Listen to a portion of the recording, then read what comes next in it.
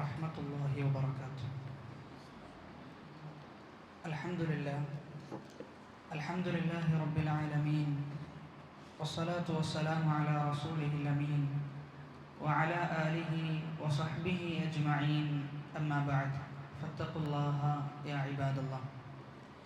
അള്ളാഹു സുബ്ഹാനഹു വ തആലയുടെ വിധിവിലക്കുകൾ ജീവിതത്തിൻ്റെ രഹസ്യങ്ങളിലും പരസ്യങ്ങളിലും കാത്തു സൂക്ഷിക്കുവാൻ കഠിനമായി പരിശ്രമിക്കണേ എന്ന് സ്വന്തത്തെ മറക്കാതെ നിങ്ങൾ ഓരോരുത്തരെയും ഓർമ്മപ്പെടുത്തുകയാണ്, വസിയത്ത് ചെയ്യുകയാണ്.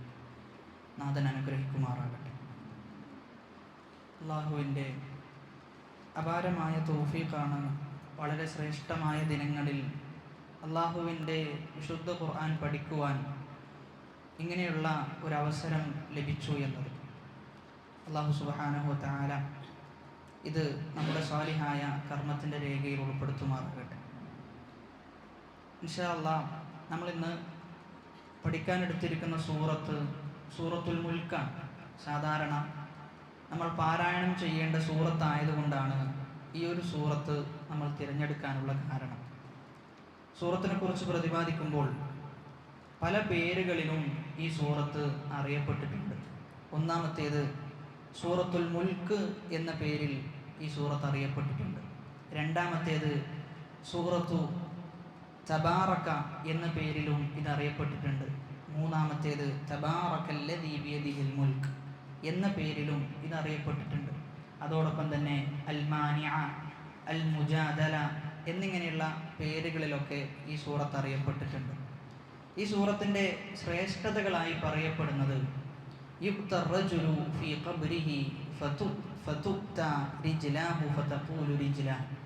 ഒരാൾ അവൻ ഖബറിലാവുകയും മലക്കുകൾ അവൻ്റെ കാലിൻ്റെ ഭാഗത്തിലൂടെ വരികയും ചെയ്യുന്ന സന്ദർഭത്തിൽ അവൻ്റെ കാലുകൾ പറയുന്നതാണ്, ലൈസ ലക്കും അലാ മാ ഖിബലി സബീലുൻ, എൻ്റെ അടുക്കലേക്ക് നിങ്ങൾക്ക് വരാൻ സാധ്യമല്ല എന്ന് മലക്കുകളോട് പറയും. കാരണം ഈ പറഞ്ഞ വ്യക്തി സൂറത്തു മുൽക്ക് പാരായണം ചെയ്തവനാണ് എന്നവൻ്റെ കാലുകൾ പറയുന്ന, അവൻ്റെ നെഞ്ചിലൂടെയും അവൻ്റെ വയറിലൂടെയുമൊക്കെ മലക്കുകൾ വരുന്ന സന്ദർഭത്തിൽ, അവൻ്റെ തലഭാഗത്തിലൂടെ ഇങ്ങനെയൊക്കെ മലക്കുകൾ വരുന്ന സന്ദർഭത്തിൽ, ഈ സന്ദർഭത്തിലെല്ലാം അവൻ്റെ അവയവങ്ങൾ വിളിച്ചു പറയുന്നതാണ്, ഇവൻ സൂറത്തു മുൽക്ക് പാരായണം ചെയ്തവനാണ്.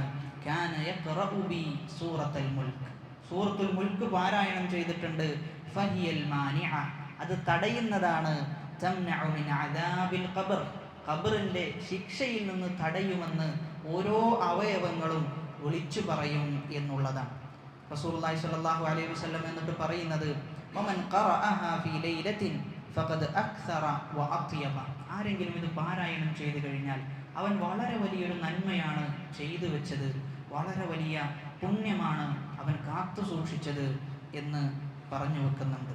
രണ്ടാമത്തേത് ഇതിൻ്റെ പേരുമായി ബന്ധപ്പെട്ട് തന്നെ സൂറത്തു തബാറക ഹിയൽ മാനിഅതു മിൻ അദാബിൽ ഖബർ, ഖബറിൻ്റെ ശിക്ഷയിൽ നിന്ന് സൂറത്തു തബാറക എന്നാണ് ഹദീസിൽ വന്നത്.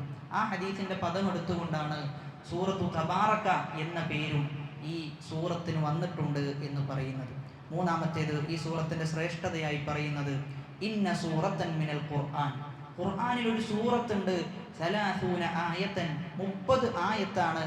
ശഫഅത്ത് ലിറജുലിൻ ഹത്താ ഗുഫിറ ലഹു, അവൻ്റെ പാപങ്ങൾ പൊറുക്കുവോളം അവൻ ശുപാർശ ചെയ്തുകൊണ്ടേയിരിക്കും. വഹിയ സൂറത്തു തബാറകല്ലദീ ബിയദിഹിൽ മുൽക്ക്, ആ ഹദീസിൽ സൂറത്തു തബാറകല്ലദീ ബിയദിഹിൽ മുൽക്ക് എന്നാണ് പ്രയോഗിച്ചിട്ടുള്ളത്. 30 ആയത്താണ്. നമ്മുടെ പാപങ്ങൾ പൊറുക്കുവോളം നമുക്ക് വേണ്ടി ശുപാർശ ചെയ്തുകൊണ്ടേയിരിക്കും എന്നുള്ളതാണ്.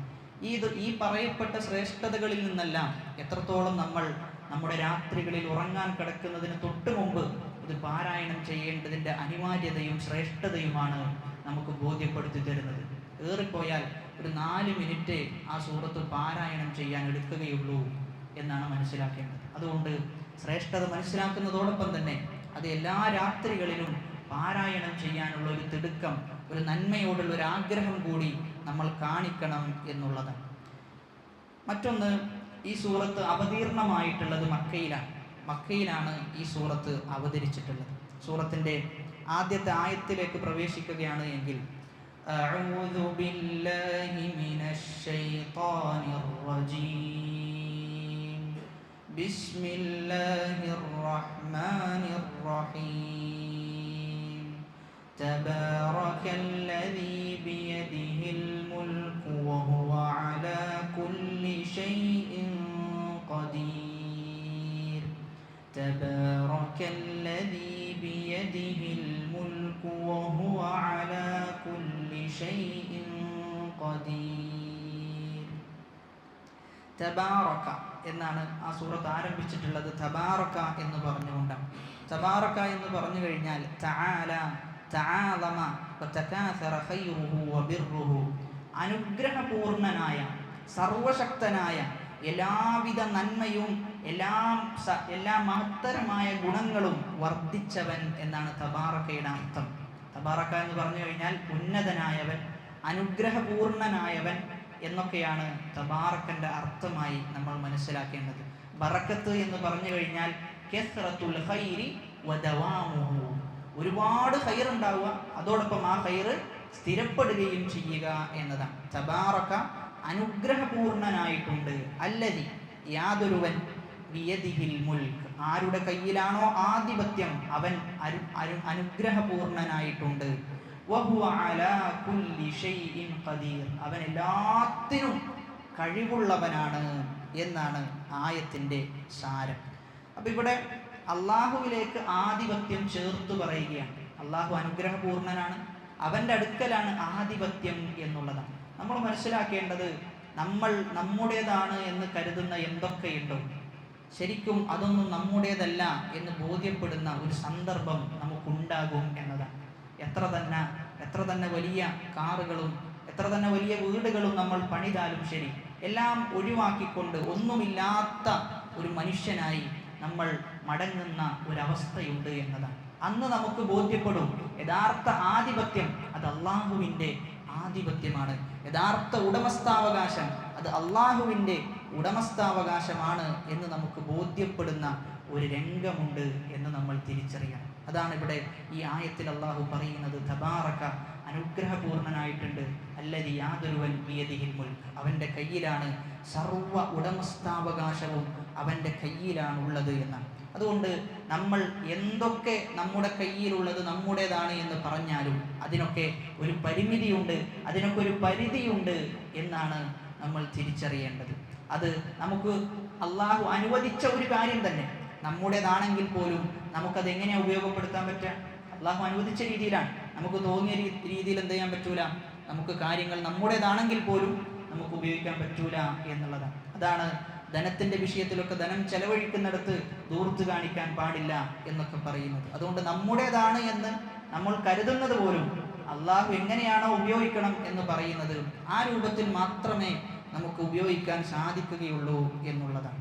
അതുകൊണ്ട് നമ്മൾ നമ്മുടേതാണ് എന്ന് കരുതുന്ന മുൽക്ക് അത് നീങ്ങിപ്പോകും എന്ന ബോധ്യം ഈ ആയത്തിൽ നിന്ന് നമുക്കുണ്ടാകേണ്ടതുണ്ട്. ഒരിക്കൽ ഹാറൂൺ റഷീദ് അദ്ദേഹം മരണക്കിടക്കയിൽ കിടക്കുന്ന രംഗത്ത് അദ്ദേഹം പറയുന്നുണ്ട്. ഹാറൂൺ റഷീദിന്റെ ചരിത്രം വായിച്ചു നോക്കുമ്പോൾ ഇന്ന് ഏകദേശം 23ഓളം രാജ്യങ്ങൾ ഒന്നിച്ചു വെച്ചാൽ എത്രയുണ്ടാകുമോ അത്രയും സ്ഥലങ്ങൾ, അത്രയും രാജ്യങ്ങൾ കീഴടക്കിയ ഒരു രാജാവായിരുന്നു ഹാറൂൺ റഷീദ് എന്ന്. ഹാറൂൺ റഷീദ് മരണത്തിന്റെ സന്ദർഭത്തിൽ പറയുന്നത്, ഉരീദു അൻ അറാ ഖബ്രി അല്ലദി ഉദ്ഫനു ഫീഹി, ഞാൻ ഏതൊരു ഖബറിലാണോ മറമാടപ്പെടുന്നത് ആ ഖബർ കാണാൻ ഞാൻ ആഗ്രഹിക്കുന്നു. ഫഹമലൂഹു ഇലാ ഖബ്രിഹി, അങ്ങനെ ഖബറിന്റെ അടുക്കലേക്ക് അദ്ദേഹത്തെ കൊണ്ടുപോവുകയും ഫനളറ ഇലൽ ഖബ്ർ, അങ്ങനെ ഖബറിലേക്ക് നോക്കി, വബക, അദ്ദേഹം കരഞ്ഞു എന്നാണ്. സുമ്മൽതഫത ഇലന്നാസ്, പിന്നെ അദ്ദേഹം ജനങ്ങളിലേക്ക് നോക്കിക്കൊണ്ട് പറയുകയാണ്, മാ അഗ്ന അന്നി മാലിയ, എൻ്റെ ധനം അത് എനിക്ക് യാതൊരു ഉപകാരവും ഉപകരിച്ചിട്ടില്ല.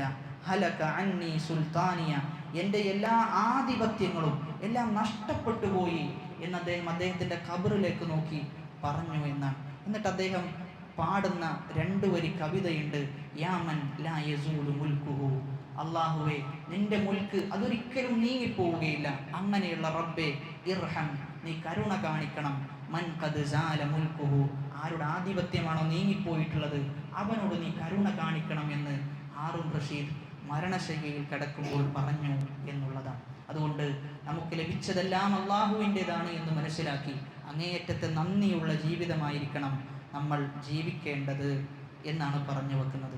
മറ്റൊരിക്കൽ ഹാറൂൺ റഷീദിന്റെ സന്നിധിയിലേക്ക് ഇബ്നു സമ്മാഖ് എന്ന് പറയുന്ന വ്യക്തി വരികയും ഹാറൂൺ റഷീദ് ഒരു ഗ്ലാസ് വെള്ളത്തിന് വേണ്ടി ആവശ്യപ്പെടുകയും ആ വെള്ളം കൊണ്ടുവരുന്ന സന്ദർഭത്തിൽ ഇബ്നു സമ്മാഖ് ചോദിക്കുന്നുണ്ട്, ഈ വെള്ളം എങ്ങാനും ഞാൻ തടഞ്ഞു വെച്ചാൽ താങ്കൾ എന്താണ് ഈ വെള്ളം ലഭിക്കാൻ വേണ്ടി നൽകുക എന്നായിരുന്നു ഇബ്നു സമ്മാഖ് ചോദിക്കുന്നത്. ആ സമയത്ത് ഹാറൂൺ റഷീദ് പറയും, ഞാൻ എൻ്റെ പകുതി ആധിപത്യം, പകുതി രാജാധികാരം ഞാൻ നിനക്ക് നൽകും. ഞാൻ എന്താണ് ഉടമപ്പെടുത്തുന്നത് അതിൻ്റെ പകുതി ഭാഗം ഞാൻ നിനക്ക് നൽകുമെന്ന് പറഞ്ഞു. അങ്ങനെ വെള്ളം കൊടുക്കുകയും വെള്ളം കുടിക്കുകയും കുടിച്ചതിന് ശേഷം വീണ്ടും രണ്ടാമതായി ഇബ്നു സമ്മാഖ് ചോദിച്ചു, ഈ വെള്ളം കുടിച്ചു കഴിഞ്ഞു, എന്നാൽ വെള്ളം ഇറക്കാൻ പറ്റാത്ത ഒരവസ്ഥ ഉണ്ടായിക്കഴിഞ്ഞാൽ എന്താണ് താങ്കൾ ചെയ്യുക എന്ന് ചോദിച്ചപ്പോൾ ഹാറൂൺ റഷീദ് രണ്ടാമതായി പറയുന്നത്, ഞാൻ എൻ്റെ ബാക്കി മുൽക്കും ഞാൻ എൻ്റെ ബാക്കി സ്വത്തുമന്തയും ഞാൻ അതിനുവേണ്ടി ചെലവഴിക്കും എന്നുള്ളതാണ്. ഈ സമയത്താണ് ഇബ്നു സമ്മാഖ് പറയുന്നത്, ലാ ഖൈറ ഫീ മുൽക്കിൻ ലാ യുസാബി ശർബത മാഇൻ. എന്താണ് ഈ മുൽക്കിൽ എന്ത് ഖൈറാണുള്ളത് എന്ന് ചോദിക്കുകയും ഒരു ഗ്ലാസ് വെള്ളത്തിൻ്റെ വില പോലും താങ്കൾ ഉടമപ്പെടുത്തുന്ന ഈ രാജ്യത്തിനില്ല എന്ന് പറയുന്നത് കേട്ടപ്പോൾ ഫബക ഹാറൂൺ റഷീദ് കരഞ്ഞു എന്നാണ് ചരിത്രം. അതുകൊണ്ട് നമ്മൾ തിരിച്ചറിയേണ്ടത് നമ്മുടേത് എന്ന് നമ്മൾ കരുതുന്നത് നമ്മുടേതല്ല എന്നതാണ് യാഥാർത്ഥ്യം. 23ഓളം രാജ്യങ്ങൾ ഭരിക്കുന്ന അദ്ദേഹത്തെ സംബന്ധിച്ചിടത്തോളം വളരെ വലിയ ചിന്തനീയമായ വാക്കുകളായിരുന്നു അദ്ദേഹത്തിനോട് ആളുകൾ പറഞ്ഞു കൊടുത്തത് എന്ന്. അതുകൊണ്ട് ഈ ആയത്ത് പാരായണം ചെയ്യുമ്പോൾ തബാറകല്ലദീ ബിയദിഹിൽ മുൽക്ക്, അവൻ്റെ കയ്യിലാണ് ആധിപത്യം എന്നതിൻ്റെ ആഴത്തിൽ നിന്ന് അതിൻ്റെ അർത്ഥം നമ്മൾ മനസ്സിൽ ഉൾക്കൊള്ളേണ്ടതുണ്ട് എന്നതാണ്. എന്നിട്ട് ആ ആയത്തിൽ പറയുന്നത് വഹുവ അലാ കുല്ലി ഷൈഇൻ ഖദീർ, എല്ലാ ആധിപത്യവും അള്ളാഹുവിൻ്റെ കരങ്ങളിലാണ്. അപ്പോൾ സ്വാഭാവികമായിട്ടും അള്ളാഹു എന്താണ്? എല്ലാത്തിനും കഴിവുള്ളവനുമാണ് എന്നാണ്. വഹുവ അലാ കുല്ലി ഷൈഇൻ, എല്ലാ കാര്യത്തിനും ഖദീർ, കഴിവുള്ളവനാണ് റബ്ബ് എന്നാണ് ആദ്യത്തെ ആയത്തിൻ്റെ ആശയമായി നമ്മൾ മനസ്സിലാക്കേണ്ടത്. രണ്ടാമത്തെ ആയത്ത് അല്ലദീ ഖലഖൽ മൗത വൽ ഹയാത, അല്ലദീ അവൻ എങ്ങനെയുള്ളവരാണ്? ഖലഖൽ മൗത, മരണത്തെ സൃഷ്ടിച്ചു, വൽ ഹയാത, ജീവിതത്തെ സൃഷ്ടിച്ചു, ലിയബ്ലുവകും, നിങ്ങളെ പരീക്ഷിക്കുവാൻ വേണ്ടിയിട്ട്, അയ്യുകും അഹ്സനു അമല, നിങ്ങളുടെ കൂട്ടത്തിൽ ഏറ്റവും നന്നായ പ്രവർത്തനം ചെയ്യുന്നവൻ ആര് എന്ന് പരിശോധിക്കാൻ വേണ്ടി, വഹുവൽ അസീസുൽ ഗഫൂർ, അവൻ അങ്ങേറ്റത്തെ അസീസും ഗഫൂറുമാണ് അല്ലാഹു എന്നാണ് പറഞ്ഞു വെക്കുന്നത്. അപ്പൊ അല്ലദീ ഖലഖൽ മൗത, മരണത്തെ സൃഷ്ടിച്ചു, വൽ ഹയാത്ത, ജീവിതത്തെയും സൃഷ്ടിച്ചു എന്നുള്ളതാണ്. ഇവിടെ അല്ലാഹു സുബ്ഹാനഹു വ തആല ആദ്യമായി പറയുന്നത് മരണത്തെയാണ്. ജീവിതം പറയുന്നതിന് മുമ്പ് ആദ്യമായി പറഞ്ഞത്, പ്രതിപാദിച്ചത് മരണത്തെയാണ്. എന്തായിരിക്കും അതിനുള്ള കാരണം? ആദ്യം മരണത്തെ പ്രതിപാദിക്കാനുള്ള കാരണം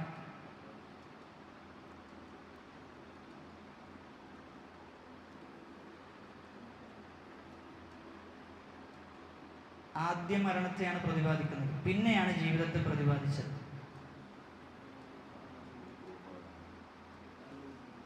പരലോക ജീവിതം,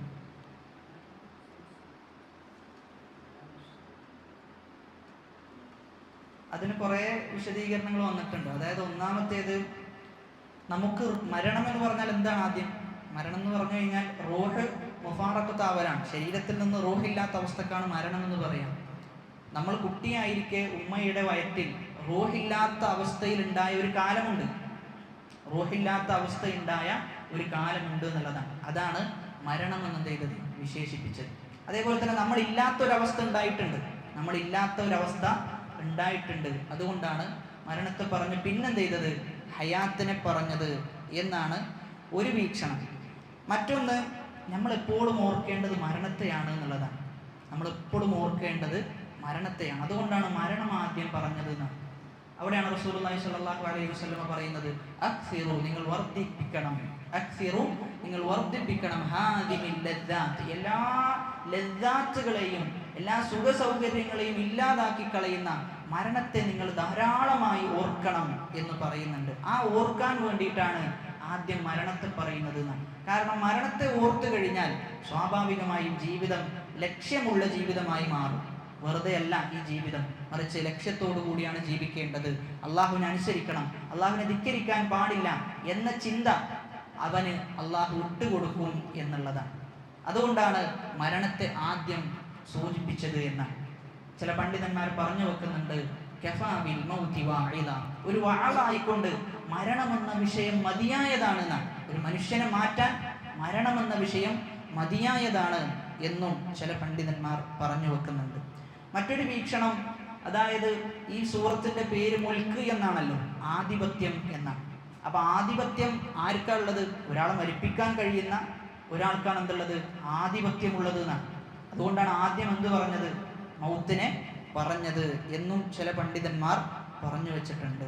അപ്പൊ അതാണ് അല്ലദീ ഖലഖൽ മൗത വൽ ഹയാത. ഇനി ഈ മരണത്തിന് എന്തുണ്ട്? മരണത്തിനും ഒരു മരണമുണ്ട് എന്നതാണ്. മരണത്തിനും ഒരു അവസാനമുണ്ട് എന്ന് നമുക്ക് ഹദീസുകളിൽ കാണാൻ സാധിക്കും. റസൂലുള്ളാഹി സ്വല്ലല്ലാഹു അലൈഹി വസല്ലമ പറയുന്നുണ്ട്, യുക്താ ബിൽ മൗതി കഅയ്ഹതി ഖബ്ശിൻ അംലഹ. ഒരു ആട്ടിന്റെ രൂപത്തിൽ, ഒരു ആടിന്റെ രൂപത്തിൽ എന്ത് ചെയ്യും? മരണത്തെ കൊണ്ടുവരുന്ന ഒരു ആടിന്റെ രൂപത്തിൽ. ആ ആടിന്റെ നിറം വെള്ള നിറമാണ്, അതോടൊപ്പം തന്നെ എന്തുണ്ട്? ഒരു കറുത്ത നിറവും അതിലുണ്ട്. ഫയുനാദി മുനാദി, അങ്ങനെ മലക്കുകൾ വിളിച്ചു പറയും, യാ അഹ്ലൽ ജന്ന, ഓ സ്വർഗാവകാശികളെ. ഫയശ്റഇബൂൻ വയൻദുറൂൻ, അവരെന്ത് ചെയ്യും? ഇങ്ങനെ എത്തി നോക്കും, എന്താണ് ആ മലക്ക് പറയുന്നത് എന്ന്. ഫയഖൂലു അൽ തഅരിഫൂന ഹാദാ, നിനക്കിതിനെ അറിയുമോ എന്ന് ചോദിക്കും. ആ ആടിനെ കാണിച്ചുകൊണ്ട് അറിയോ എന്ന് ചോദിക്കുന്ന സന്ദർഭത്തിൽ അവർ പറയും, നഅം, അതെ അറിയാം, ഹാദൽ മൗത്ത്, ഇത് മരണമാണ്. വകുല്ലുഹും ഖദ് റആഹു, എല്ലാ ആളുകളും കണ്ടിട്ടുണ്ടാകും. സുമ്മ യുനാദി യാ അഹ്ലൻ നാർ, നരകത്തിന്റെ ആളുകളെ വിളിക്കും. ഫയശ്റഇബൂൻ, അവരും എത്തി നോക്കും. വയൻദുറൂൻ ഫയഖൂൽ ഹൽ തഅരിഫു ഹാദാ, അവരോട് ചോദിക്കും, നിങ്ങൾക്കറിയുമോ? അവരും പറയും, അതെ ഞങ്ങൾക്കറിയാം, ഞങ്ങൾ കണ്ടിട്ടുണ്ട്. എന്നിട്ട് റസൂലുള്ളാഹി സ്വല്ലല്ലാഹു അലൈഹി വസല്ലം പറയാൻ, യാ അഹ്ലൽ ജന്ന ഖുലൂദുൻ ഫലാ മൗത, ഓ സ്വർഗ്ഗാവകാശികളെ, ഇനി മരണമില്ല, ഇനി നിത്യവാസമാണ്. വയാ അഹ്ലൻ നാർ, ഓ നരകത്തിന്റെ അവകാശികളെ, ഖുലൂദുൻ ഫലാ മൗത, ഇനി മരണമില്ല, ഇനി നിത്യവും അവിടെ നിങ്ങൾ വസിക്കേണ്ടി വരും എന്ന് പറയുകയും ആ ആടിനെ അറുക്കുകയും ചെയ്യും എന്നുള്ളതാണ്. അവിടെ മരണം അവസാനിക്കുന്നുണ്ട് എന്നതാണ്. അതാണ് അല്ലദീ ഖലഖൽ മൗത വൽ ഹയാത, മരണത്തെയും സൃഷ്ടിച്ചു, ജീവിതത്തെയും സൃഷ്ടിച്ചു. എന്തിനു വേണ്ടി? ലിയബ്ലുവകും അയ്യുകും അഹ്സനു അമല, ലിയബ്ലുവകും, നിങ്ങളെ പരീക്ഷിക്കാൻ വേണ്ടിയിട്ടാണ്. നിങ്ങളെ പരീക്ഷിക്കാൻ വേണ്ടി. അയ്യുക്കും, നിങ്ങളിൽ ആരാണ് അഹ്സനു അമല, ഏറ്റവും ഇഹ്സാനോടുകൂടി ഏറ്റവും നല്ല രൂപത്തിൽ ആരാണ് അമൽ ചെയ്യുന്നത് എന്ന് പരീക്ഷിക്കാൻ വേണ്ടിയിട്ടാണ് എന്നതാണ്. അപ്പൊ ഇവിടെ പല ആളുകളും ചോദിക്കാറുള്ള ഒരു ചോദ്യമാണ്, എന്തിനാണ് അള്ളാഹു പരീക്ഷിക്കുന്നത്? അള്ളാഹ്ക്ക് മുമ്പേ അറിയുന്ന വിഷയമല്ലേ ആരൊക്കെയാണ് സ്വർഗത്തിൽ, ആരൊക്കെയാണ് നരകത്തിൽ, പിന്നെ പരീക്ഷണത്തിന്റെ ആവശ്യമെന്ത് എന്ന് ചില ആളുകളെങ്കിലും ചോദിക്കാറുണ്ട് എന്നുള്ളതാണ്. അവിടെ നമ്മൾ മനസ്സിലാക്കേണ്ടത്, അള്ളാഹുവിനെല്ലാം മുൻകൂട്ടി അറിയാം. പക്ഷേ ഒരാളെ മുൻകൂട്ടി അറിഞ്ഞതിന്റെ അടിസ്ഥാനത്തിൽ അങ്ങനെ സ്വർഗത്തിലും നരകത്തിലും ഇട്ടുകഴിഞ്ഞാൽ സ്വാഭാവികമായിട്ടും ഒരു ചോദ്യം ഉയരും, ഞാൻ എന്ത് ചെയ്തിട്ടാണ് എന്നെ നരകത്തിലേക്ക് ഞാൻ പ്രവേശിപ്പിക്കപ്പെട്ടത്, എന്ത് ചെയ്തിട്ടാണ് ഞാൻ സ്വർഗത്തിലേക്ക് പ്രവേശിപ്പിക്കപ്പെട്ടത് എന്ന ചോദ്യം ഉയരും. ആ ചോദ്യം ഇല്ലാതാക്കാൻ വേണ്ടിയിട്ടാണ് അവരെ അള്ളാഹു പരീക്ഷിക്കുന്നത് എന്ന്. അള്ളാഹു അവരെ പരീക്ഷിക്കുന്നത് അതിനു വേണ്ടിയിട്ടാണ്. ആരാണ് ഏറ്റവും നല്ല കർമ്മങ്ങൾ ചെയ്യുന്നത് എന്ന് അവരെ തന്നെ ബോധ്യപ്പെടുത്താൻ വേണ്ടിയിട്ടാണ്. അതാണ് അള്ളാഹു ഹിസാബ് ചെയ്യുന്ന സന്ദർഭത്തിൽ ഒരു നരകത്തിലേക്ക് എത്തിയ നരകാവകാശിയെ സംബന്ധിച്ചിടത്തോളം ഓന്റെ മനസ്സിൽ ഉറപ്പുണ്ടെന്ന്, ഓ നരകത്തിന്റെ അഖിലുകാരൻ തന്നെയാണ്, അള്ളാഹു യാതൊരു അനീതിയും ചെയ്തിട്ടില്ല, കാണിച്ചിട്ടില്ല എന്ന് ഉറപ്പുണ്ടാവുന്നതാണ്. കാരണം അവന്റെ പ്രവർത്തനം അവനറിയാം. ഇനി സ്വർഗത്തിലേക്ക് എത്തിയാളോ, സ്വർഗത്തിലേക്ക് എത്തിയ ആൾക്കും ദൈവം ബോധ്യമാകും. അപ്പൊ ആ ബോധ്യപ്പെടലിന് വേണ്ടിയിട്ടാണ് അള്ളാഹു പരീക്ഷിക്കുന്നത് എന്നതാണ്. അപ്പൊ ജീവിതം ഒരു പരീക്ഷണമാണ്, ജീവിതം ഒരു പരീക്ഷണമാണ് എന്നുള്ളതാണ്. ഈ ആയത്ത് എല്ലാ രാത്രിയും പാരായണം ചെയ്യുന്ന ഒരാളെ സംബന്ധിച്ചിടത്തോളം അവന്റെ മനസ്സിൽ അവൻ അറിയാതെ ഊട്ടുന്ന ഒരു കാര്യമാണെന്ത്? ജീവിതം പരീക്ഷണമാണ്. ഓരോ ദിവസവും പരീക്ഷണങ്ങളിലൂടെ കടന്നു പോകേണ്ടതാണ് ജീവിതം എന്നൊരു ഓർമ്മപ്പെടുത്തലും എല്ലാ രാത്രിയിലും അവൻ സ്വന്തത്തെ ഓർമ്മപ്പെടുത്തുന്നുണ്ട് എന്നുള്ളതാണ്. എന്നിട്ട് അവിടെ പറയുന്നത് അഹ്സനു അമല, ഏറ്റവും നല്ല അമല് ചെയ്യുന്നത് ആര് എന്നത് നോക്കാൻ വേണ്ടിയിട്ടാണ് എന്നാണ്. അപ്പൊ ഇവിടെ പറഞ്ഞത് എന്തല്ല, മുഹമ്മദ് ഇബ്നു അജ്ലാൻ റഹിമഹുല്ലാ പറയാണ്, വലം യകുൽ അക്സറു അമല, ഏറ്റവും കൂടുതൽ അമലുകൾ നിങ്ങളിൽ ആര് ചെയ്യുന്നു എന്ന് പരീക്ഷിക്കാൻ വേണ്ടിയിട്ടല്ല എന്നാണ് ആയത്തിൽ. അങ്ങനെയല്ല പറഞ്ഞത്, മറിച്ച് എങ്ങനെ പറഞ്ഞത്? നല്ല പ്രവർത്തനം എന്നാണ്, അഹ്സനായ പ്രവർത്തനം എന്നാണ്. അപ്പൊ ഒരുപാട് ചെയ്യാന്നുള്ളതല്ല, മറിച്ച് ചെയ്യുന്നത് ഇഹ്സാനോടുകൂടി ചെയ്യാന്നുള്ളതാണ്. അപ്പോൾ ഇഹ്സാൻ എന്ന് പറയുമ്പോൾ രണ്ട് രൂപത്തിലാണ് ഇഹ്സാൻ ഉള്ളത്. ഒന്ന് നിർബന്ധമായും വേണ്ട ഇഹ്സാനാണ്, മറ്റൊന്ന് സുന്നത്തായ ഇഹ്സാൻ. നിർബന്ധമായും വേണ്ട ഇഹ്സാനാണ്. ഒരിക്കൽ ഫുളൈൽ ഇബ്നു ഇയാദ് റഹിമഹുള്ളയുടെ അടുക്കലേക്ക് ഒരാൾ വന്നിട്ട് ചോദിക്കുന്നുണ്ട്, ലിയബ്ലുവക്കും അയ്യുക്കും അഹ്സനു അമല എന്ന ആയത്തിനെ കുറിച്ച് താങ്കൾക്ക് എന്താണ് പറയാനുള്ളത്? ആ സമയത്ത് പറയും അഖ്ലസുഹു വഅസ്വബുഹു. അതാണ് ആ ആയത്തിന്റെ അർത്ഥം എന്നാണ്. ഇഖ്ലാസ് ഉണ്ടാകണം, ഏറ്റവും ശരിയായതാകണം എന്ന് പറഞ്ഞു കൊടുത്തു. ആ സമയത്ത് യാ അബാ അലിയിൻ, ഓ അബു അലി, മാ അഖ്ലസുഹു വമാ അസ്വബുഹു. എന്താണ് അഖ്ലസും അസ്വബും എന്ന് പറഞ്ഞു കഴിഞ്ഞാൽ ഇന്നൽ അമല ഇദാ ഖാലിസൻ വലം യകുൻ സവാബൻ ലം യഖ്ബൽ. അദ്ദേഹം പറയാണ് അഖ്ലസ് എന്നുള്ളത് നമുക്കറിയാം, ഇഖ്ലാസോട് കൂടി ചെയ്യണം എന്നുള്ളതാണ്. എന്നാൽ എന്താണ് അസ്വബ് എന്ന് പറഞ്ഞു കഴിഞ്ഞാൽ, ഏറ്റവും ശരിയായത് എന്ന് പറഞ്ഞു കഴിഞ്ഞാൽ എന്താണ്? ഏറ്റവും ശരിയായത് എന്നുകൊണ്ട് ഉദ്ദേശിക്കുന്നത് അൻ യകൂന അല സുന്ന, സുന്നത്തിന്റെ അടിസ്ഥാനത്തിലാകണം എന്നതാണ്. എന്നാൽ അഖ്ലസ് എന്ന് പറഞ്ഞതിന്റെ ഉദ്ദേശം അൻ യകൂന ലില്ലാഹ്, അല്ലാഹുവിന് വേണ്ടിയാകണം. അപ്പോൾ ഒരു അമല് നമ്മൾ ചെയ്യുമ്പോൾ അത് അല്ലാഹുവിന് വേണ്ടി മാത്രമായിരിക്കണം നമ്മൾ ചെയ്യേണ്ടത്. മറ്റൊന്ന്, ആ ചെയ്യുന്ന അമല് അത് റസൂലുള്ളാഹി സ്വല്ലല്ലാഹു അലൈഹി വസല്ലമ പഠിപ്പിച്ച മാതൃകയിലായിരിക്കണം എന്നതാണ്. അതല്ലാതെ നമുക്ക് തോന്നിയ രൂപത്തിൽ എന്ത് ചെയ്യാൻ പറ്റൂല, ഒരു കർമ്മം നമുക്ക് ചെയ്യാൻ പറ്റൂല എന്നുള്ളതാണ്. ഒരു ഉദാഹരണം, നമുക്ക് മനസ്സിലാക്കുന്ന ഒരു ഉദാഹരണം എടുത്തു നോക്കിക്കഴിഞ്ഞാൽ, പരീക്ഷയ്ക്ക് ചോദ്യ പേപ്പർ കിട്ടി, നമ്മൾ നമ്മുടെ ഉത്തരങ്ങളാണ് എഴുതുന്നത്. എന്താണോ പഠിപ്പിക്കപ്പെട്ടത് അതൊന്നും നമുക്കൊരു വിഷയമല്ല. നമ്മൾ എന്താണോ മനസ്സിലാക്കിയത് അത് ഇങ്ങനെ എഴുതി പോകുന്നു. എന്നിട്ട് അതിന് മാർക്ക് ഇടണം എന്ന് പറഞ്ഞാലോ അതൊരിക്കലും ശരിയല്ലല്ലോ. അപ്പൊ അതിനേക്കാളും ഉന്നതമാണെന്ത്, ഒരു അറിയാൻ വേണ്ടി ഉദാഹരണം സൂചിപ്പിച്ചു എന്ന് മാത്രം. അതിനേക്കാളും ഉന്നതമാണ് അള്ളാഹുവിന്റെ പരീക്ഷണം എന്നുള്ളത്. അപ്പൊ അള്ളാഹു അവിടെ എങ്ങനെ ചെയ്യണം എന്ന് കൃത്യമായി പഠിപ്പിച്ചു തന്നിട്ടുണ്ട്. അപ്പൊ അത് മാത്രമാണ് ചെയ്യേണ്ടത്, നമ്മൾ ചെയ്യേണ്ടത്. എങ്ങനെ ചെയ്യണം എന്ന് റസൂലുള്ളാഹി സ്വല്ലല്ലാഹു അലൈഹി വസല്ലമയിലൂടെ പഠിപ്പിച്ചു. അപ്പൊ ആ രൂപത്തിൽ എന്ത് ചെയ്യണം എന്നുള്ളത്. അങ്ങനെ ചെയ്തു കഴിഞ്ഞാലേ ആ അമല് സ്വീകരിക്കപ്പെടുകയുള്ളൂ, അല്ലെങ്കിൽ സ്വീകരിക്കപ്പെടൂല. ഒരുപാട് പുത്തനാചാരങ്ങൾ നമ്മുടെ നാട്ടിൽ എന്ത് ചെയ്തിട്ടുണ്ട്, കർമ്മങ്ങളിൽ ഉൾപ്പെട്ടിട്ടുണ്ട് എന്നതാണ് യാഥാർത്ഥ്യം. ഇഖ്ലാസിന്റെ നേരെ ഓപ്പോസിറ്റ് എന്താണ്? ഇഖ്ലാസിന്റെ നേരെ ഓപ്പോസിറ്റ് ഷിർക്കാണ്. അള്ളാഹുവിൽ പങ്കു ചേർക്കുക എന്നുള്ളതാണ്. ഒരു അമല് ചെയ്യുമ്പോൾ അല്ലാത്ത ഒരാൾക്ക് വേണ്ടി അമല് ചെയ്തു കഴിഞ്ഞാൽ അവിടെ ഷിർക്ക് സംഭവിക്കും എന്നതാണ്. ഇനി ഷിർക്കിൽ തന്നെ റിയാഉം ഇഖ്ലാസിന്റെ ഓപ്പോസിറ്റാണ്. മറ്റൊരാൾ കാണാൻ വേണ്ടി എന്ത് ചെയ്യുന്നു, ഒരാൾ കാണുമ്പോൾ നമ്മുടെ അമല് നമ്മൾ ഭംഗിയാക്കുക എന്നുള്ളത്. റുജുബും അതിന്റെ ചെറിയൊരു ഗണത്തിലാണ് പെടുക. റുജുബ് എന്ന് പറയുമ്പോൾ ഞാൻ കുറച്ച് ഉഷാറാണ് എന്നൊരു തോന്നൽ. അപ്പൊ അവിടെ ഇഖ്ലാസ് ഉണ്ടാകണമെന്ന് പറയുമ്പോൾ ഷിർക്ക് ഉണ്ടാകാൻ പാടില്ല, റിയാ ഉണ്ടാകാൻ പാടില്ല. പൂർണ്ണമായും അള്ളാഹുവിന് വേണ്ടി സമർപ്പിക്കുക. അതോടൊപ്പം ഇത്തിബാ ഉണ്ടാകണം, അത് അസ്വബാകണം എന്ന് പറയുമ്പോൾ റസൂൽ പഠിപ്പിച്ച രൂപത്തിലാകണം. അതിന്റെ നേർ വിപരീതമാണ് ബിദ്അത്തുകൾ ഉണ്ടാകാൻ പാടില്ല. ബിദ്അത്തുകൾ എന്ന് പറയുമ്പോൾ ദീനിലേക്ക് പുതുതായി ചേർക്കപ്പെട്ട കർമ്മങ്ങളാണ്. നല്ലതല്ലേ എന്ന് പറഞ്ഞിട്ട് ഒരുപാട് കർമ്മങ്ങൾ ചേർക്കപ്പെട്ടിട്ടുണ്ട്. പക്ഷെ അവിടെയാണ് ഇമാം മാലിക് റഹിമഹുല്ലാഹ് പറഞ്ഞത്, നല്ലതല്ലേ എന്ന് പറഞ്ഞ് ചേർക്കപ്പെടുന്നത് എന്തല്ല, അത് നല്ലതല്ല എന്നുള്ളതാണ്.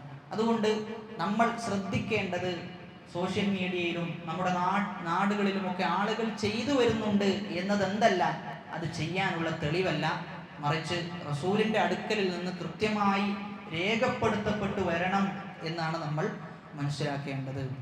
അതാണ് ലിയബ്ലുവക്കും അയ്യുക്കും അഹ്സനു അമല എന്നതിന്റെ വിശദീകരണമായി മനസ്സിലാക്കേണ്ടത്. അടുത്തത് വഹുവൽ അസീസുൽ ഗഫൂർ, വഹുവൽ അസീസുൽ ഗഫൂർ. അപ്പൊ ഇത് ഈ ഒരു കോംബോ അൽ അസീസ് അൽ ഗഫൂർ എന്നുള്ളത് ഖുർആനിൽ വളരെ ചുരുക്കം വന്നൊരു കോംബോയാണ്. സാധാരണ നമ്മൾ ഭക്ഷണത്തിന്റെ വിഷയത്തിലൊക്കെ കോംബോ എന്ന് പറയാറുണ്ട്. അപ്പൊ വേറിട്ട ഒരു കോംബോ കണ്ടു കഴിഞ്ഞാൽ എന്താ ഇപ്പൊ ഇങ്ങനെ നമ്മൾ ചോദിക്കും. അപ്പൊ അൽ അസീസുൽ ഗഫൂർ എന്നത് ഒറ്റ സ്ഥലത്താണ് വന്നിട്ടുള്ളത്, അതിവിടെയാണ്. പിന്നെ വന്നത് അൽ അസീസുൽ ഗഫാർ എന്ന രൂപത്തിലാണ് വന്നിട്ടുള്ളത്. കാരണം മുമ്പുള്ള ആയത്തുകളൊക്കെ ഒന്ന് നമ്മൾ പരിശോധിച്ച് നോക്കിക്കഴിഞ്ഞാൽ അള്ളാഹിന്റെ അടുക്കലാണ് മുൽക്കുള്ളത്. എല്ലാത്തിനും അള്ളാഹു കഴിവുറ്റവനാണ്. അള്ളാഹുവാണ് മരണത്തെയും ജീവിതത്തെയും ഒക്കെ സൃഷ്ടിച്ചത്. ഒക്കെ നിങ്ങളെ പരീക്ഷിക്കാൻ വേണ്ടിയിട്ടാണ്. അള്ളാഹു അസീസാണ് എന്ന് പറയുമ്പോൾ സ്വാഭാവികമായിട്ടും ഒരു ഭയം എന്നുണ്ടാവും, അടിമയിലുണ്ടാകും. എന്നിട്ട് അള്ളാഹു പറയണം അള്ളാഹു ആരാണ്? അൽ ഗഫൂർ. ഭയവും ഉണ്ടാകണം. അതോടൊപ്പം അള്ളാഹു എന്താണ്? അങ്ങേയറ്റം പൊറുക്കുന്നവനാണ് എന്നാണ്. അങ്ങേയറ്റം പൊറുക്കുന്നവനാണ്. എത്ര പാപങ്ങൾ ചെയ്താലും ആ പാപങ്ങളൊക്കെ പുറത്തു തരുന്നവനാണ് അള്ളാഹു എന്നാണ് വഹുവൽ അസീസുൽ ഗഫൂർ എന്നതിന്റെ അർത്ഥമായി നമ്മൾ മനസ്സിലാക്കേണ്ടത്. ഇനി മൂന്നാമത്തെ ആയത്ത് അല്ലദീ ഖലഖ സബ്അ സമാവാതിൻ തിബാഖ. അല്ലദീ യാതൊരുവനാണ് ആ റബ്ബ്, ഖലഖ സൃഷ്ടിച്ചു, സബ്അ സമാവാതിൻ 7 ആകാശങ്ങളെ, തിബാഖൻ അടുക്കടുക്കുകളായി സൃഷ്ടിച്ചു. മാ തറാ ഫീ ഖൽഖിർ റഹ്മാൻ, നിനക്ക് റഹ്മാനിന്റെ സൃഷ്ടിയിൽ നിനക്ക് കാണാൻ സാധ്യമല്ല. മിൻ തഫാവുത്ത്, ഒരു വൈകല്യം, ഒരു ഏറ്റക്കുറവ് നിനക്ക് കാണാൻ സാധ്യമല്ല. ഫർജിഇൽ ബസറ, നീ വീണ്ടും ചെയ്തോ, നിന്റെ കണ്ണിനെ നീ വീണ്ടും ആ ദൃഷ്ടി അതിലേക്കൊന്ന് പായിപ്പിച്ചു നോക്കുക. ഹൽ തറാ മിൻ ഫുതൂർ, നിനക്ക് വല്ല വിടവും വല്ല നെഗറ്റീവുകളും നിനക്ക് കാണാൻ സാധിക്കുന്നുണ്ടോ എന്നാണ് അള്ളാഹു ചോദിക്കുന്നത്. അപ്പൊ അവിടെ ആദ്യം പറഞ്ഞു വെക്കുന്നത് അല്ലദീ ഖലഖ സബ്അ സമാവാതി തിബാഖ, 7 ആകാശങ്ങളാണ് അല്ലെ. സബ്അ സമാവാത്ത് എന്നാ പറഞ്ഞിട്ടുള്ളത്, 7 ആകാശങ്ങൾ. ആ ആകാശങ്ങൾ എങ്ങനെയുള്ളത്? തട്ടുകളായിട്ടാണ്. നമ്മൾ ഏതാകാശത്തിന്റെ കീഴിലുള്ളത്? ഒന്നാമത്തെ ആകാശത്തിന്റെ കീഴിലാണ്. ഒന്നാമത്തെ ആകാശത്തിന്റെ പരിധി എത്ര എന്ന് പോലും എന്ത് ചെയ്യാൻ പറ്റിയിട്ടില്ല, സയൻസിന്റെ ലോകത്തിന് കണ്ടെത്താൻ സാധിച്ചിട്ടില്ല എന്നുള്ളതാണ്. ഒന്നാമത്തെ ആകാശത്തിന്റെ പരിധി എത്ര എന്ന് പോലും, അത്രയും വിശാലമാണ് യൂണിവേഴ്സ് എന്നുള്ളതാണ്. യൂണിവേഴ്സിന്റെ പരിധി എത്ര എന്ന് നമ്മൾ ഒന്ന് പരിശോധിച്ചു കഴിഞ്ഞാൽ അവർ പറയാം, കാണാൻ പറ്റുന്ന യൂണിവേഴ്സ് ഇപ്പോൾ എവിടെയാണോ പഠനം എത്തി നിൽക്കുന്നത് അതിന്റെ പരിധി എന്നാണ് പറയാം. അതിന്റെ പരിധി ഇത്രയാണ് എന്ന് പറയാനേ വകുപ്പുള്ളൂ. അപ്പൊ ആ യൂണിവേഴ്സിന്റെ കീഴിലാണ് നമ്മൾ കാണുന്ന നക്ഷത്രങ്ങളും നമ്മൾ കാണുന്ന ഗോളങ്ങളും ഒക്കെ ഉള്ളത്. ആ ഒറ്റ ആകാശത്തിന്റെ കീഴിലാണ്. അത് തന്നെ അങ്ങേയറ്റം വിശാലതയുള്ള ലോകമാണെന്നുള്ളതാണ്. അത് തന്നെ അങ്ങേയറ്റം വിശാലാണ്. ഇനി അതിന്റെ മുകളിലും എന്തുണ്ട്? ആകാശങ്ങളുണ്ട്. അതിനെക്കുറിച്ച് എന്ത് ചെയ്തിട്ടില്ല, പഠനങ്ങൾ എത്തിയിട്ടില്ല എന്നുള്ളതാണ്. അതാണ് അള്ളാഹു പറഞ്ഞത്, നിങ്ങൾക്ക് അറിവിൽ നിന്ന് ഇല്ല കലീല, വളരെ കുറച്ച് മാത്രം ചെയ്തിട്ടുള്ളൂ, നിങ്ങൾക്ക് നൽകപ്പെട്ടിട്ടുള്ളൂ എന്ന് അള്ളാഹു സുബ്ഹാനഹു വ തആല പറയുന്നത്. എന്നിട്ട് സൂചിപ്പിക്കുകയാണ്, മാ തറാ ഫീ ഖൽഖിർ റഹ്മാനി മിൻ തഫാവുത്. മാ തറാ, നിനക്ക് കാണുക സാധ്യമല്ല, ഫീ ഖൽഖിർ റഹ്മാൻ, അള്ളാഹുവിന്റെ സൃഷ്ടിപ്പിൽ, മിൻ തഫാവുത്, ഒരു ഏറ്റക്കുറവ്, ഒരു വൈകല്യം.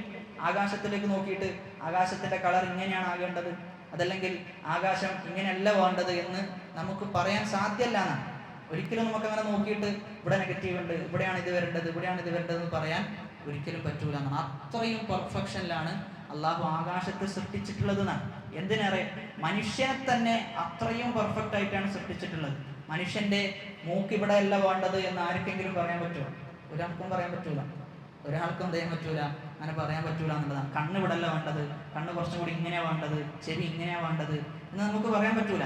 നമ്മൾ പറയൂല, കാരണം അത്രയും പെർഫെക്റ്റിലാണ് അള്ളാഹു സൃഷ്ടിച്ചിട്ടുള്ളത് എന്നാണ്. അതാണ് അള്ളാഹു എന്ത് ചെയ്യുന്നത്, ആവശ്യപ്പെടുന്നത്, ഫർജിഇൽ ബസറ, നീ എന്ത് ചെയ്യും, നിന്റെ കാഴ്ചയെ നീ തിരിച്ചു നോക്കുക, വീണ്ടും എന്ത് ചെയ്യും, നീ അത് ആവർത്തിച്ച് ഒന്ന് നോക്കിക്കൊള്ളുക. ഹൽ തറാ മിൻ ഫുതൂർ, എന്നിട്ട് നിനക്ക് എന്തെങ്കിലും കാണാൻ പറ്റുന്നുണ്ടോ, എന്നിട്ട് നിനക്ക് വല്ല വിടവും കാണാൻ പറ്റുന്നുണ്ടോ എന്ന് നീ നോക്ക് എന്നാണ് അള്ളാഹു പറയുന്നത്. അപ്പൊ അള്ളാഹുവിന് വളരെ വ്യക്തമായിട്ട് അറിയാം, യാതൊരു വിടവും അതിൽ അവർക്ക് എന്ത് ചെയ്യാൻ പറ്റൂല, കാണിക്കാൻ സാധ്യമല്ല എന്ന് അള്ളാഹുവിനെ അറിയുന്നത് കൊണ്ടാണ് അള്ളാഹു അങ്ങനെ ചോദിക്കുന്നത് എന്നാണ്. എന്നിട്ട് വീണ്ടും പറയാം, സുമ്മർജിഇൽ ബസറ, നീ എന്ത് ചെയ്യും, വീണ്ടും നിന്റെ ദൃഷ്ടിയെ നീ മടക്കി അയക്കും. കറത്തൈൻ, എത്ര പ്രാവശ്യം? 2 പ്രാവശ്യം. സുമ്മർജിഇൽ ബസറ കറത്തൈൻ, 2 പ്രാവശ്യം നീ മടക്കി അയക്കുക. യൻഖലിബ് ഇലൈക, നിന്നിലേക്ക് തന്നെ എന്ത് ചെയ്യും, തിരിച്ചു വരും. അൽ ബസറു, കാഴ്ച, ഖാസിഅൻ, നിന്യനായിക്കൊണ്ട്. കാരണം തെറ്റൊന്നും നമുക്ക് കണ്ടെത്താൻ പറ്റണില്ല, യാതൊരു അപൂർണതയും നമുക്ക് കണ്ടെത്താൻ പറ്റൂല. അപ്പൊ അങ്ങനെ നിന്യമായിട്ട് എന്ത് ചെയ്യും, തിരിച്ചു വരും. വഹുവ ഹസീർ, അതിങ്ങനെ എന്ത് ചെയ്തിട്ടുണ്ടാവും, എവിടെയെങ്കിലും നെഗറ്റീവ് ഉണ്ടോ എന്നൊക്കെ നോക്കിക്കഴിഞ്ഞാൽ കണ്ണിന് സ്ട്രെയിൻ എടുക്കും.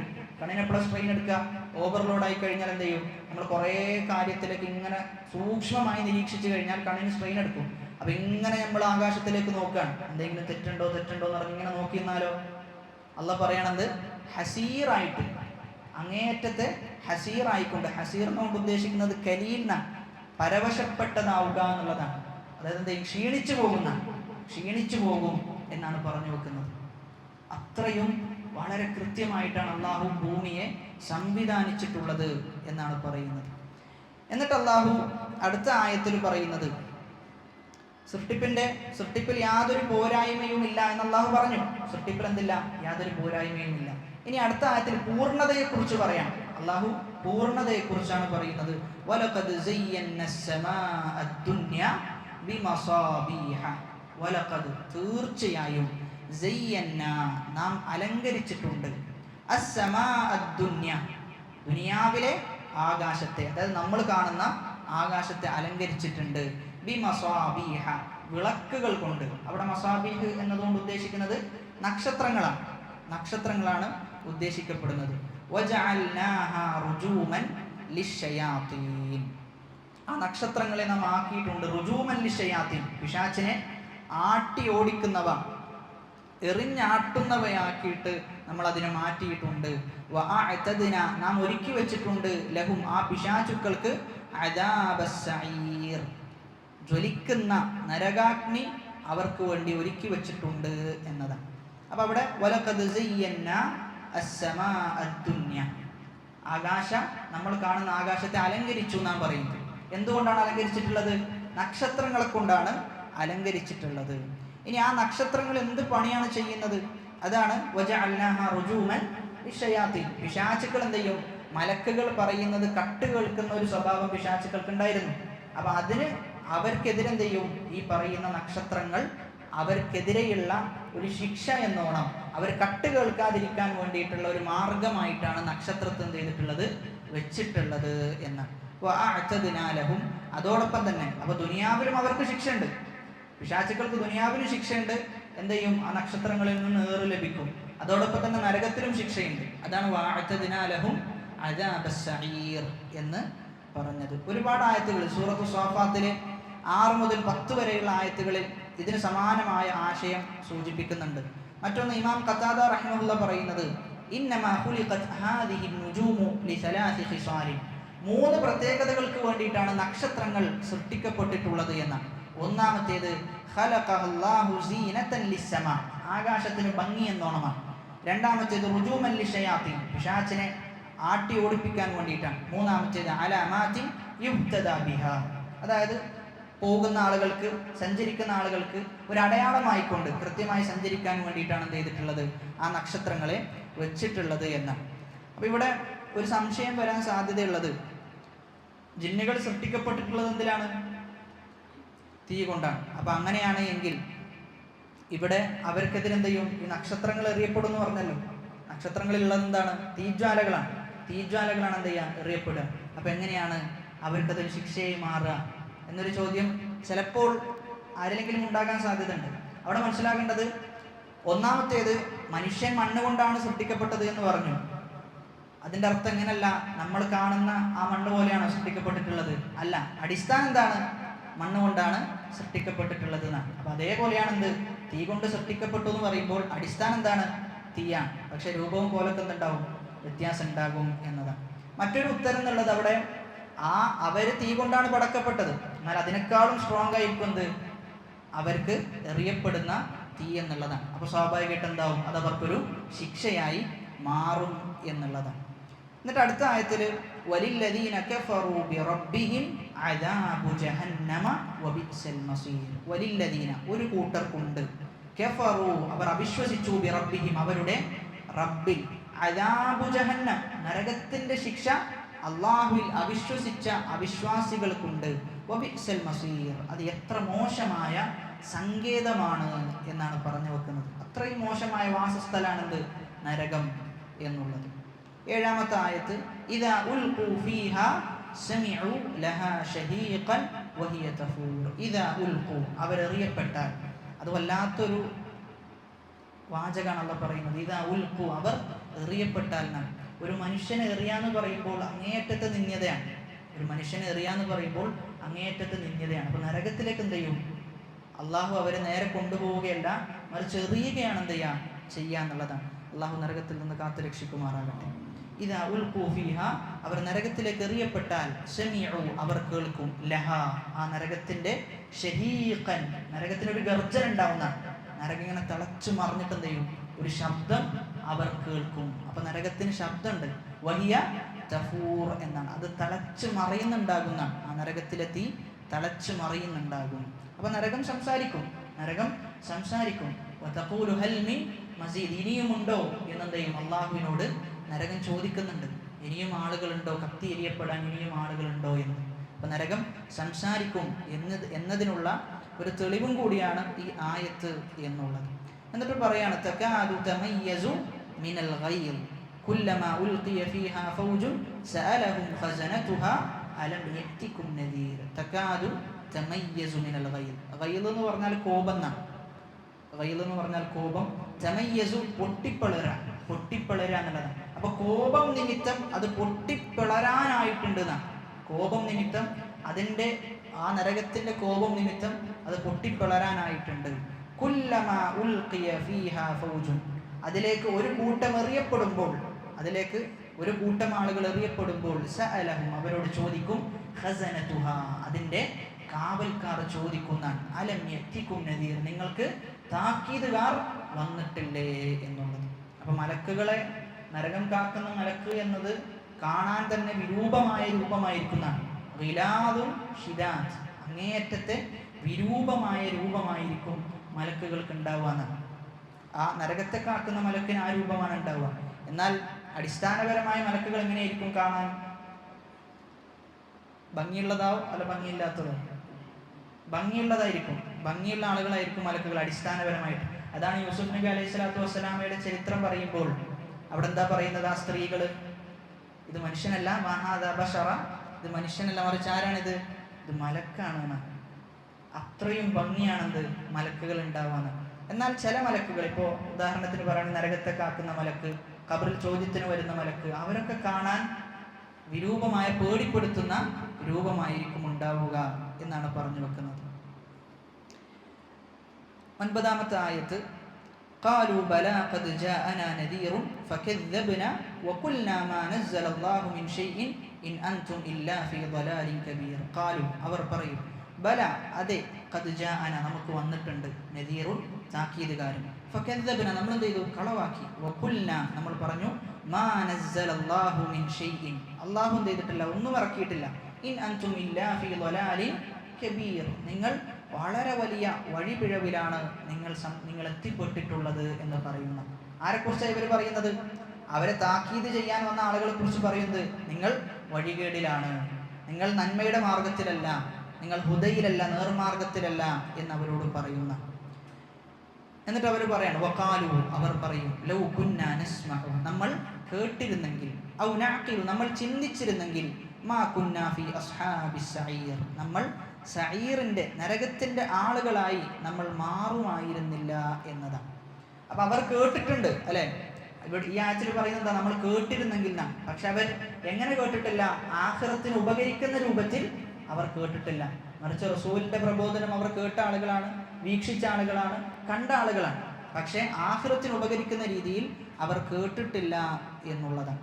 ഒരുപാട് ആയത്തിൽ പറയുന്ന വിഷയമാണ് നമ്മൾ കേട്ടിരുന്നെങ്കിൽ, ചിന്തിച്ചിരുന്നെങ്കിൽ എന്ന്. സൂറത്തുൽ ഫുർഖാനിൽ 44-ാമത്തെ ആയത്ത്, അം തഹ്സബ് അന്ന അക്സറഹും യസ്മഊന ഔ യഅഖിലൂൻ ഇൻഹും ഇല്ലാ കൽ അൻആം ബൽ ഹും അദല്ലു സബീല. അവർ നാൽക്കാലികളാണ്, അല്ല, നാൽക്കാലികളെക്കാളും വഴിപിഴച്ചവരാണ് എന്നാ പറയുന്നത്.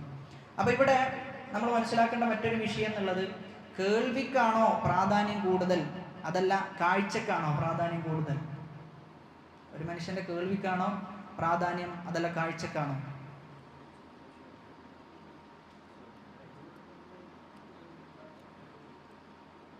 കേൾവിയാ? എങ്ങനെ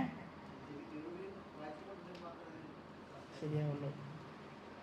അപ്പൊ കേൾവിക്കാണ് പ്രാധാന്യം കൂടുതൽ. കാരണം എന്തുകൊണ്ടെന്ന് ചോദിച്ചു കഴിഞ്ഞാൽ, ഒരു കാരണം, നമുക്ക് ദൂരമുള്ളത് കാണാൻ പറ്റുമോ എന്ന് ചോദിച്ചാലോ, ഇല്ല, കാഴ്ചക്ക് ഒരു പരിധിയുണ്ട്. എന്നാൽ കേൾവിക്കോ, നമുക്ക് കാണാൻ പറ്റാത്തത് എന്ത് ചെയ്യാൻ പറ്റും? നമുക്ക് കേൾക്കാൻ പറ്റും എന്നുള്ളതാണ്. അതോടൊപ്പം തന്നെ കാഴ്ച എന്നുള്ളത് ഒരു സമയത്ത് ഒരു ദിശയിലേക്കാണ്. നമുക്ക് ഇവിടെയും കാണാൻ പറ്റുമോ? ഇല്ല. എന്നാൽ കേൾവി അങ്ങനല്ല, മുമ്പെന്ന് ഒരാൾ വിളിച്ചാലും ബാക്കിൽ ഒരാൾ വിളിച്ചാലും നമുക്ക് കേൾക്കാൻ പറ്റും. അപ്പൊ ഈ ആയത്ത് വെച്ചിട്ട് ചില പണ്ഡിതന്മാർ പറഞ്ഞത്, കേൾവിക്കാണെന്ത് പ്രാധാന്യം കൂടുതൽ എന്നാണ്. കേൾവിക്കാണ് പ്രാധാന്യം കൂടുതൽ. എന്തായാലും രണ്ടിനും എന്തുണ്ട്? പ്രാധാന്യമുണ്ട്. ഏതിനാണ് കൂടുതൽ പ്രാധാന്യം എന്നതാണ്. അപ്പൊ അവിടെ മറ്റൊന്ന്, രണ്ടും, കേൾവിയും കാഴ്ചയും ഹൃദയത്തിലേക്കുള്ള ഒരു വാതിലാണെന്നാണ്. നമ്മൾ എന്ത് കേൾക്കുന്നുവോ, നമ്മൾ എന്ത് കാണുന്നുവോ, അതെന്ത് ചെയ്യും? ഹൃദയത്തിൽ പ്രതിഫലിപ്പിക്കപ്പെടും എന്നാണ് ഇബ്നുൽ ഖയ്യിം റഹിമഹുള്ളാഹ് പറയുന്നത്. അതുകൊണ്ട് നമ്മൾ കാണുന്നതും കേൾക്കുന്നതും നല്ലതായി കഴിഞ്ഞാൽ ഹൃദയം എന്ത് ചെയ്യും? ഹൃദയം നല്ലതായി മാറും എന്നുള്ളതാണ്.